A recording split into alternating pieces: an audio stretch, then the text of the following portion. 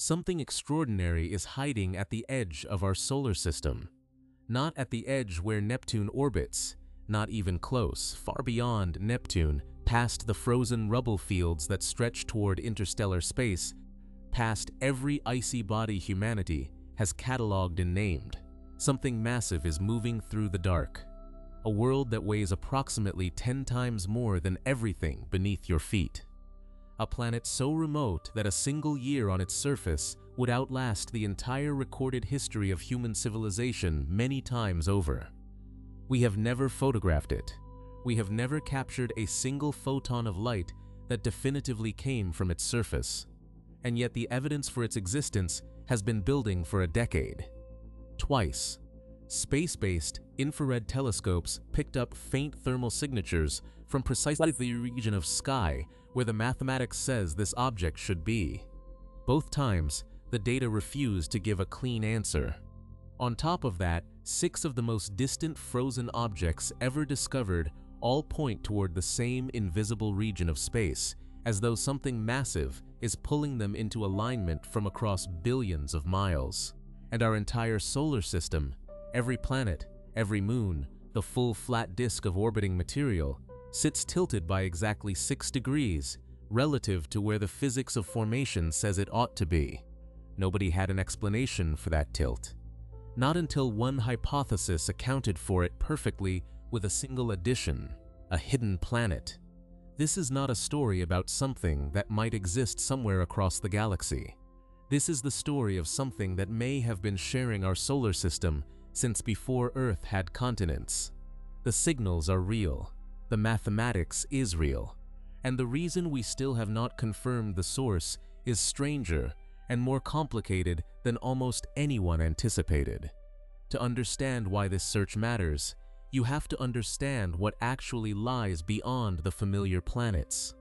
Most people think of the solar system as ending somewhere around Neptune. 8 planets, a handful of moons worth knowing, and then empty space. That picture is wrong in a way astronomers have known about for decades, but that rarely enters public conversations. Neptune is not the boundary of the solar system. It is barely the beginning of the outer solar system. Beyond Neptune lies a vast ring of frozen debris called the Kuiper Belt, containing billions of icy objects drifting slowly around the Sun on orbits that take centuries to complete. Pluto lives here. So does Eris, Makemake, and dozens of other bodies large enough to carry names. But even the Kuiper Belt is not where this story takes place. Past it lies the extreme outer solar system, a zone so remote that reaching it from Earth at the speed of a commercial aircraft would require approximately 5 million years. The Sun, viewed from this distance, shrinks to a bright point of light, cold and distant the way a street lamp looks cold from a mile away. There is no warmth reaching the ground, just darkness, cold and silence, broken only by the slow crawl of frozen objects completing their vast orbits across thousands of years. Somewhere in this immense darkness, something is waiting to be found. The story of Planet 9 as a scientific hypothesis begins not with a detection but with an anomaly. In the years following the first systematic surveys of the extreme outer Kuiper Belt, astronomers began cataloging the orbits of the most distant objects ever found in the solar system. When researchers plotted the orientations of these distant orbits, they expected to find something resembling random scatter.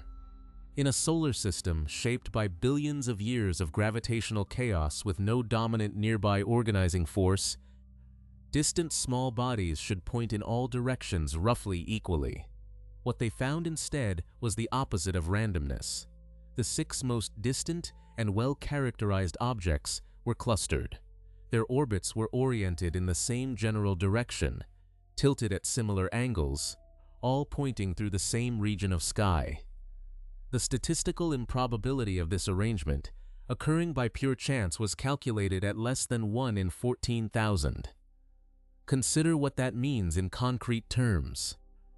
Imagine dropping 6 thin sticks from different heights at completely different times and finding every single one pointing in exactly the same direction. You would not call that a coincidence.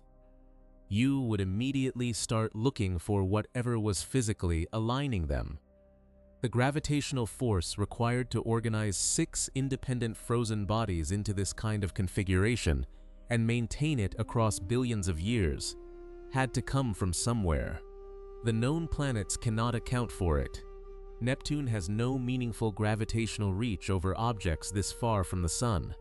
Jupiter is even less relevant at these distances. Something else large, undiscovered, and on an orbit so enormous it had never been observed, had to be doing the organizing.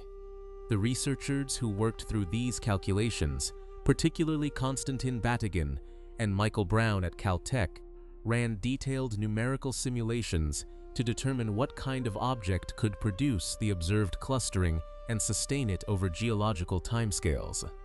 The simulations converged on a consistent answer: a planet carrying roughly 10 times the mass of Earth on a highly elongated elliptical orbit extending deep into the outer solar system. The orbital characteristics that emerged were specific. The planet's closest approach to the Sun would still place it far beyond Neptune. Its farthest point would carry it into a region so remote that sunlight traveling at 186,000 miles per second would need more than 6 hours just to arrive there. One complete orbit would require between 10,000 and 20,000 Earth years. To calibrate the scale, Uranus spans 4 times the diameter of Earth and carries 15 times the mass. Neptune radiates more energy outward than it receives from the Sun, meaning it has a significant internal heat source. The models were describing an object comparable in character to these giants, sitting at a predicted distance of between 46 and 200 billion miles from the Sun, in a region of sky where systematic searches had never before been directed. A name arrived naturally: Planet 9. But the models produced something else alongside the mass and orbital predictions, an explanation for an anomaly that had been sitting in astronomical data for decades. The solar system is tilted. Every planet orbits the Sun in a shared, flat plane, inherited from the rotating disk of gas and dust from which the solar system condensed roughly 4.5 billion years ago. That plane should align precisely with the Sun's equatorial belt. The physics of angular momentum conservation demands it. But the orbital plane of the solar system actually sits 6 degrees off from where it should be, not a marginal deviation. 6 full degrees across every planet from Mercury to Neptune, all tilted collectively in the same direction. For decades, this anomaly was noted and filed away with no explanation. When researchers ran the Planet 9 parameters through simulations designed to study long-term gravitational evolution, the result was striking. A massive planet on a distant, inclined orbit acts on the entire inner solar system the way a steady hand acts on a spinning top, slowly, persistently walking the whole structure away from its original orientation. The magnitude of this effect in the simulations matched the observed tilt with uncomfortable precision: 6 degrees, exactly what we measure. 2 independent anomalies, 2 unexplained observations, each sitting unresolved for years. One proposed planet accounting for both simultaneously, with a single physical model. This does not constitute proof, but it transforms a speculative idea into something that demands serious investigation and provides a foundation for making testable predictions about what the hidden world looks like and where to find it. The fundamental challenge of searching for Planet 9 is a physics problem before it is a technology problem. Every planet ever confirmed in our solar system was found through light, either reflected sunlight off its surface or starlight blocked as the planet passed in front of a star. Neptune, at roughly 2.5 billion miles from the Sun, is already faint enough to be invisible to the naked eye. Planet 9 is estimated to sit more than 16 times farther from the Sun than Neptune. The brightness of a planet reflecting sunlight decreases with the square of its distance. At 16 times Neptune's distance, reflected sunlight would be more than 250 times fainter. A search based on reflected light is effectively useless with current instruments. But there is another detection method that does not depend on sunlight at all. Large planets are thermally active. They continuously radiate energy outward as heat. Jupiter emits nearly twice as much thermal energy as it receives from the Sun. Neptune does the same. These worlds glow in the far infrared spectrum at wavelength human eyes cannot detect, but that specially designed instruments can measure with extraordinary sensitivity. If Planet 9 is an ice giant comparable to Uranus or Neptune, it would be doing exactly this, glowing quietly in the infrared, independent of whatever reflected sunlight might reach its surface. The signal would be extremely faint at its estimated distance, but it would exist, given the right instrument pointed in the right direction. That instrument was the Japanese space telescope, AKARI, launched in 2006 and designed from the ground up for infrared astronomy. Its detectors were cooled to within a few degrees of absolute zero using liquid helium. The cooling was essential. Any instrument running at ambient temperature generates its own infrared noise, effectively blinding itself, like trying to hear a whisper while standing next to a running engine.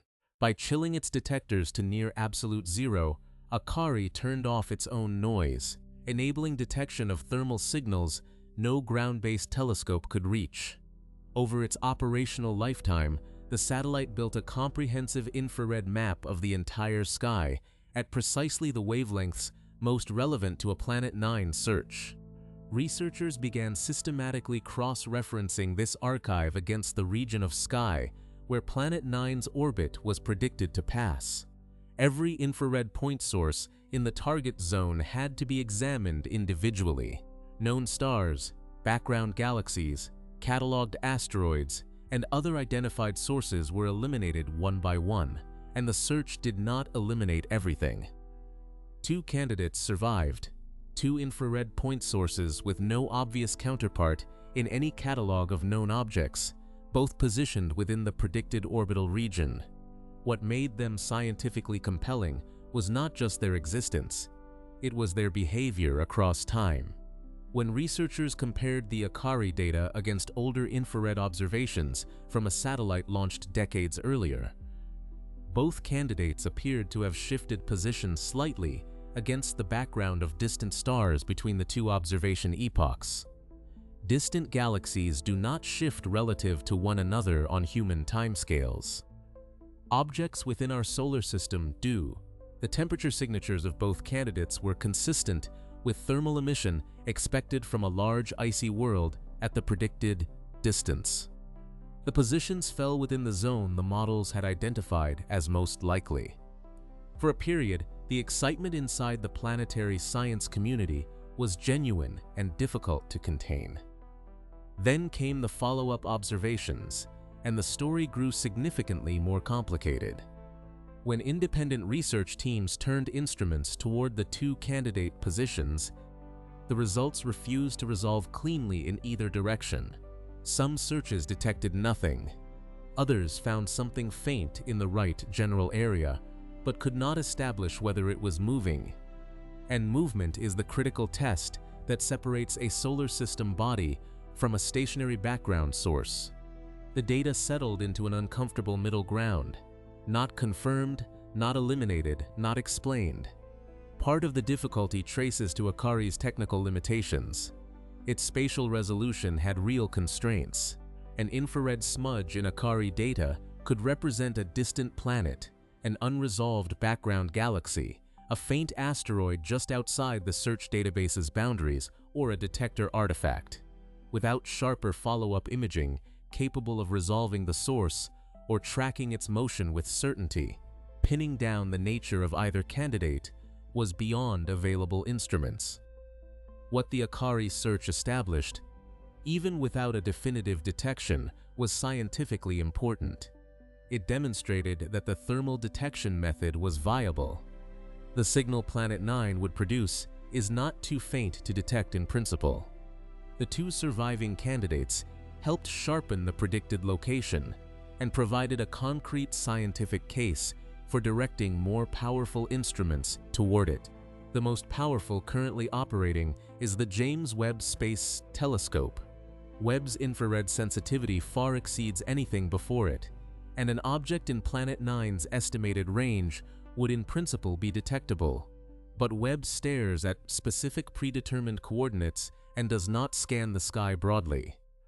Finding Planet 9 with Webb requires knowing where to point it with far greater precision than current orbital models can provide. Just as the AKARI search was generating its ambiguous results, the outer solar system delivered a new complication.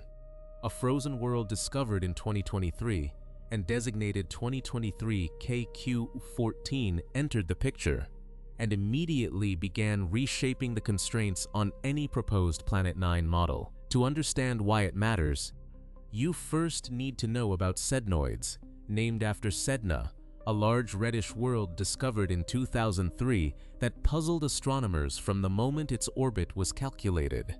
Sedna's closest approach to the Sun places it so far from Neptune that Neptune's gravity cannot have put it there.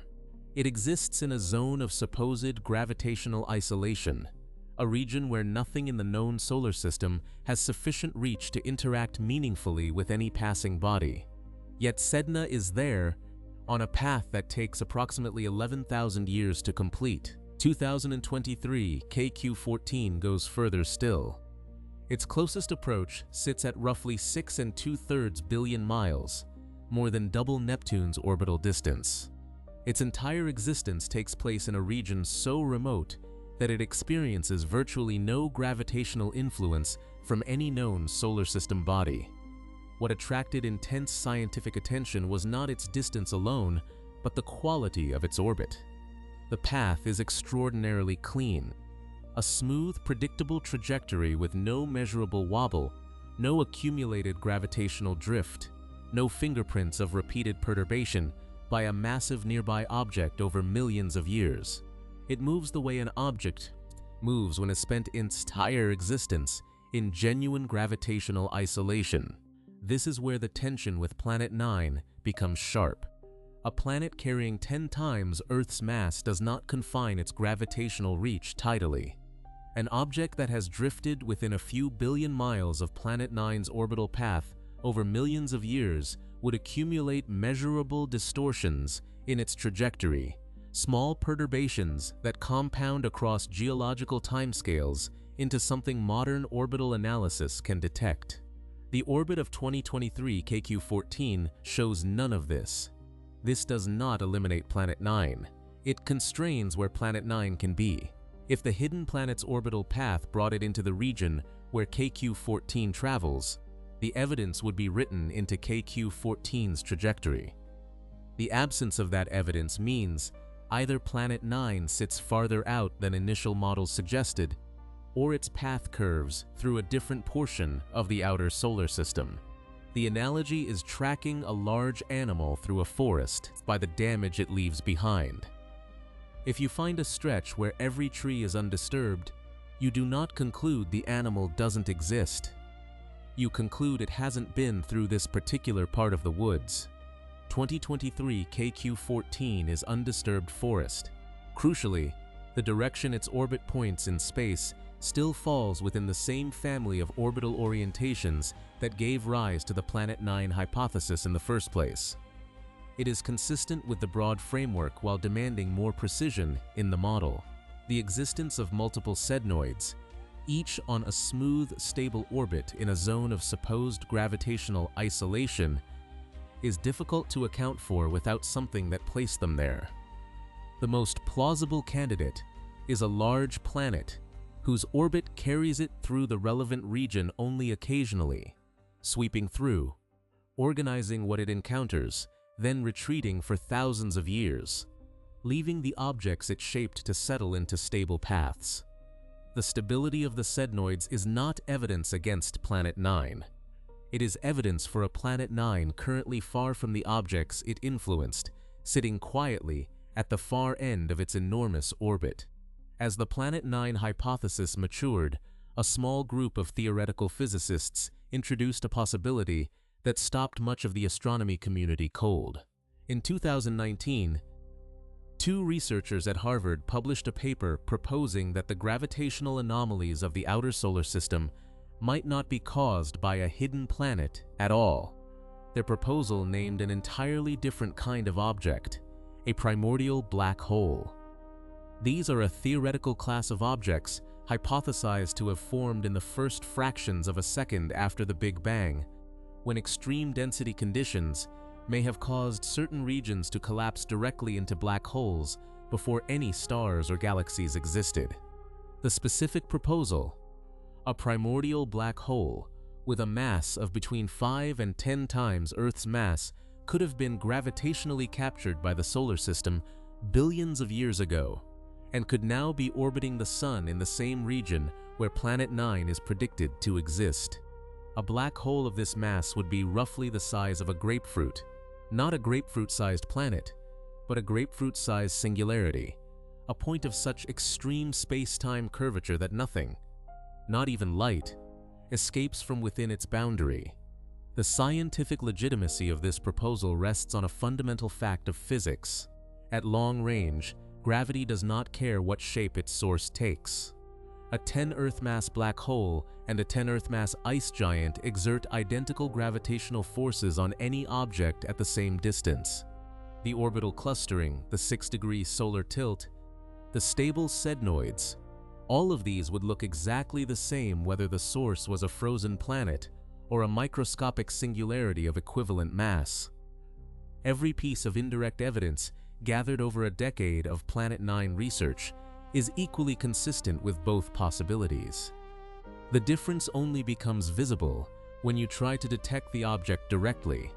A planet reflects some light and radiates internal heat as infrared emission.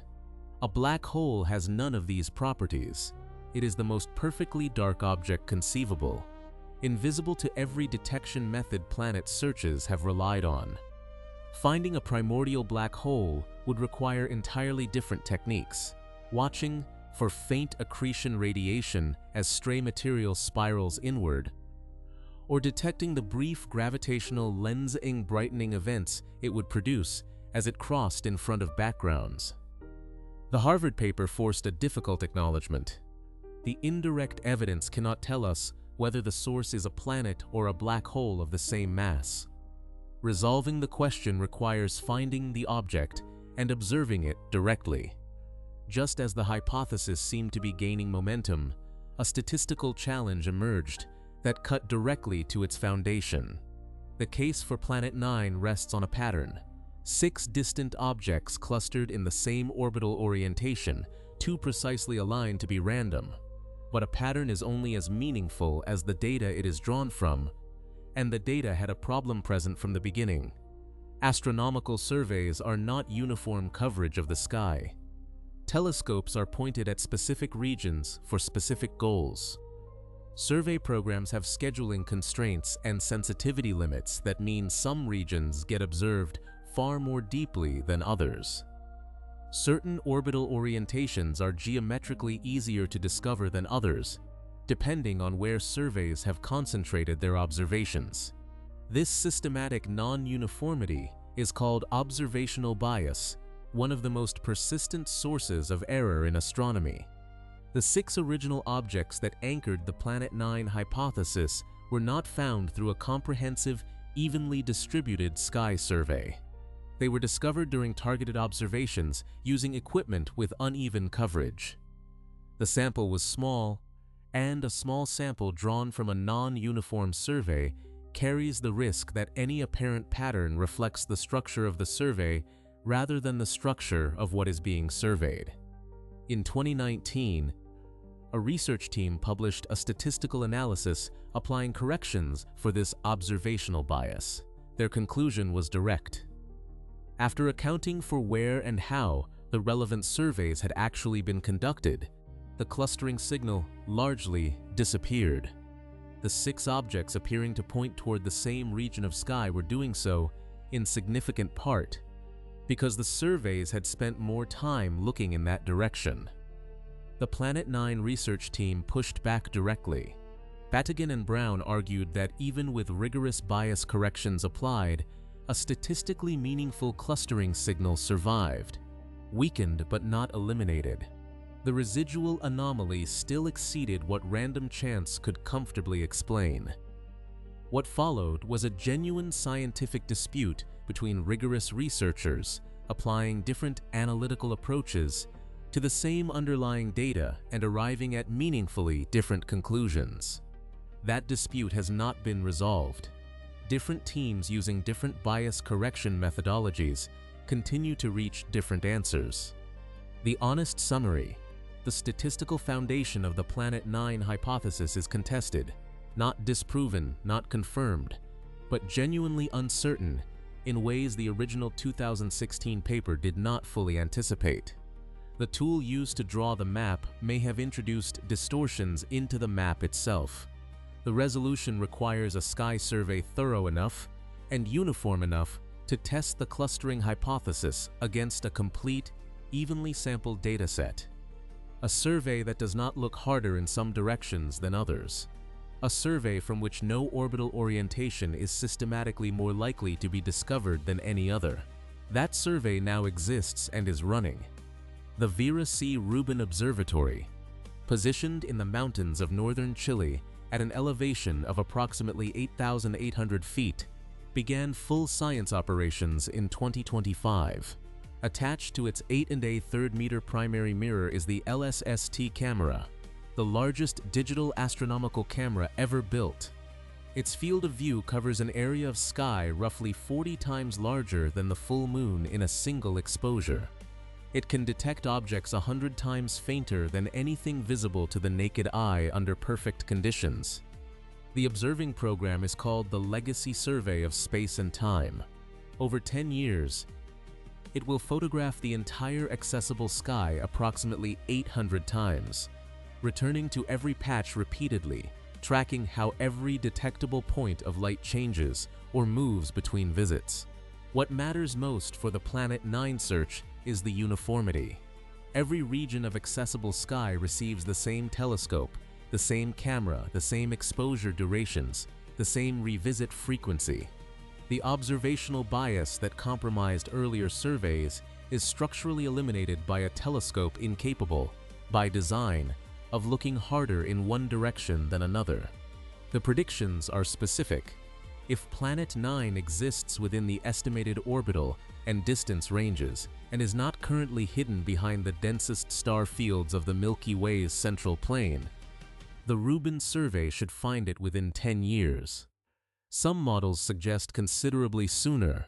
If Planet 9 happens to be currently positioned in a region covered in the early survey phases, a detection could come within the first 2 or 3 years. The survey began in 2025. The clock is already running. The implications of a confirmed detection would be difficult to fully absorb.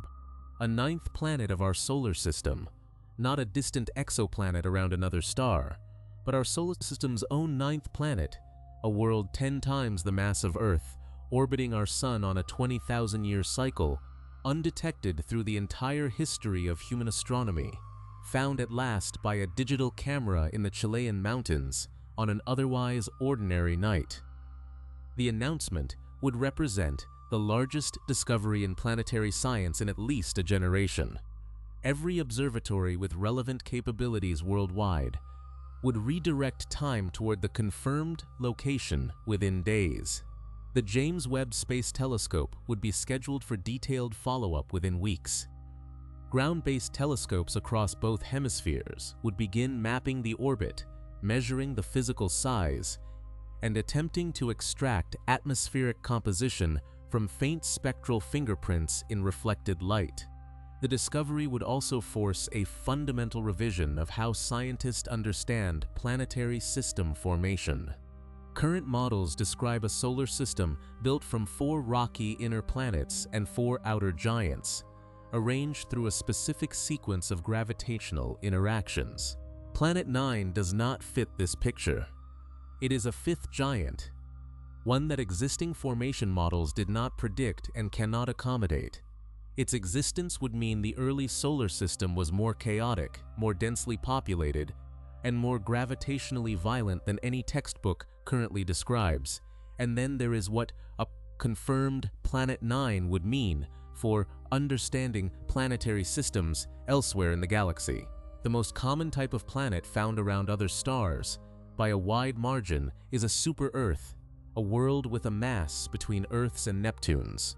These worlds are so common that astronomers found it puzzling that our solar system appeared to lack one entirely. A confirmed Planet 9 would resolve that puzzle in the most dramatic way possible. Our solar system does have a super-Earth, it's simply lost it.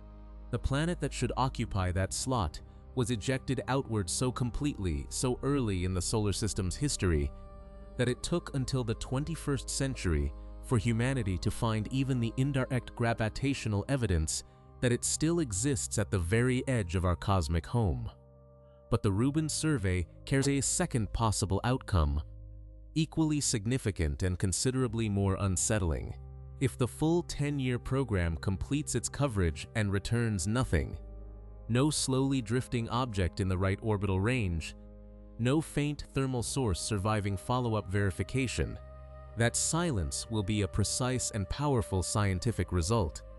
It will mean the orbital anomalies which launched the entire Planet 9 search are not caused by a hidden planet in the region the models predicted, and the field will face a genuine reckoning.